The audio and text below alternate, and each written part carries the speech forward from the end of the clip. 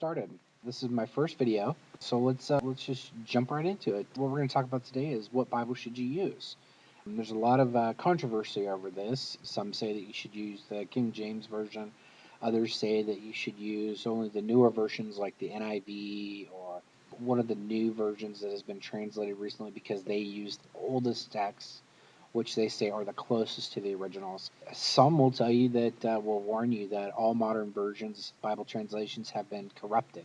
So let's go ahead and take a look at this and really get down to it. What we want to do is find out how we're supposed to tell the difference between good Bibles and bad Bibles, and how we can be sure that the Bible we carry to church with us every Sunday is, as Paul put it, profitable for doctrine, reproof, correction, and instruction in righteousness. So let's take a look. First, we need to get some more context. Let's get a little background so we can have a better understanding of what exactly it is that we're dealing with when we say the Bible. We have to realize that the Bible is not just an ordinary book that we pick up off the bookshelf. It's not like it's not like all the other books out there.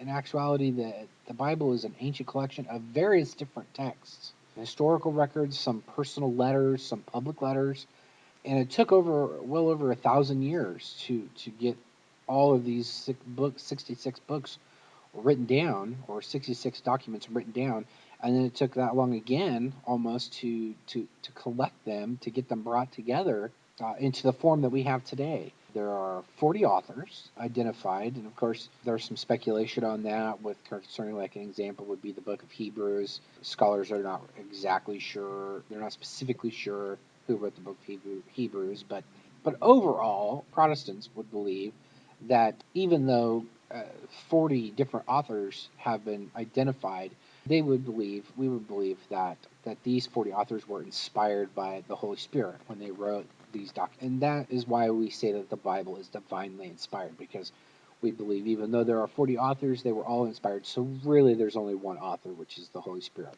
Now, these 66 books, and of course we're not talking about the additional books that the Catholic Bible contains. There are additional books like the Book of Tobit and that kind of thing. That's another video. So right now we're talking about the 66 books of the Protestant Bible, and those 66 books were originally written in 3 languages. Most of the Old Testament was written in Hebrew. Now there are some small portions of Daniel, Esther, Nehemiah, and Ezra that were written in Aramaic. And there's some reasons and backgrounds for that we won't go into here.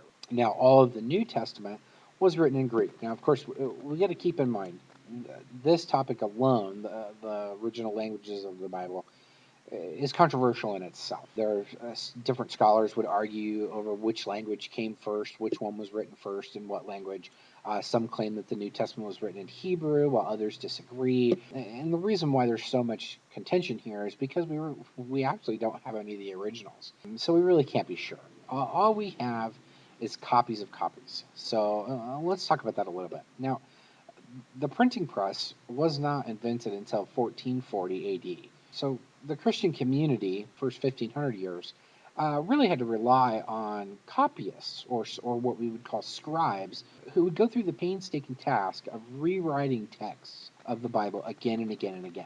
This was not only an enormous undertaking, but it also allowed for errors to slowly creep into the manuscripts over time. Now, a good example of this to illustrate is if you take a piece of paper, it doesn't matter what it is, you put it on a photocopy machine and photocopy it. But then you take that photocopy that you got out of the machine, you put it back in the machine and photocopy the photocopy. Keep repeating that process until you're done it like 100 times. What's the last copy going to look like? It's going to be pretty blurry. It's going to be hard to read. And that's kind of the idea of what we got here. You've got individuals copying copies of copies of copies for hundreds and hundreds of years. So there's going to be some problems that creep into that by accident, if not by design. So one thing to consider is, despite all this, we have in existence today over 24,000 copies in existence of the Greek New Testament. And that's pretty remarkable, because when you look at it, Aristotle's work, for example, we only have 5 copies in existence. So that puts it in a little better perspective of how sure we can be, because if you look at the photocopy example, or if you look at this idea that what we have today as the Bible is the product of, or is based off of, the product of hundreds of years of individuals copying the Bible over and over and over again.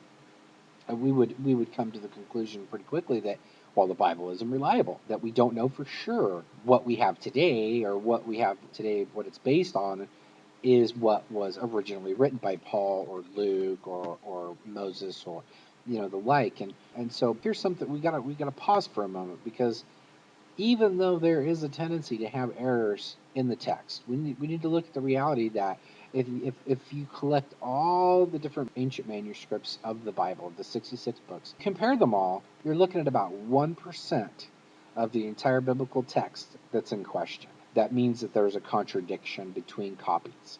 And so, and it's even more rare, it's even less than that, where this contradiction, or this problem, happens in a critical part of the text that concerns our salvation, concerns our theology, concerns our faith in itself. So if you took that 1% that's in contention and you just tossed it out, now, of course, I'm not recommending we do that, but say you did that, the gospel would still be the same.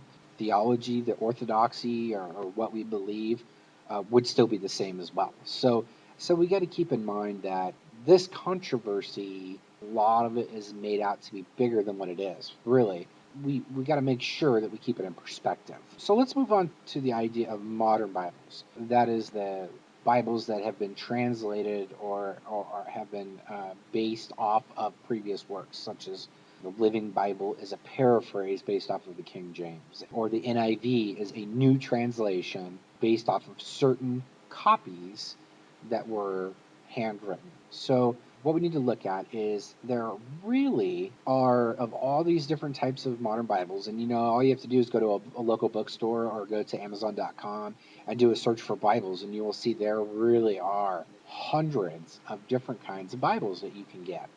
And what we need to find out is well, what copies are they based on?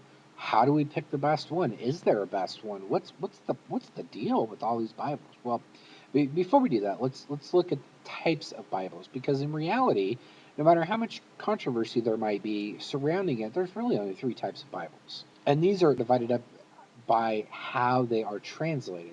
So the first kind is a word-for-word translation, or what's called a formal equivalence. And how that works, word-for-word translation, is the translators, what they do is they take a Greek word, and then they will find an equivalent English word, and they do that throughout the whole text. So if they take the Book of Romans, they will find, for every Greek word,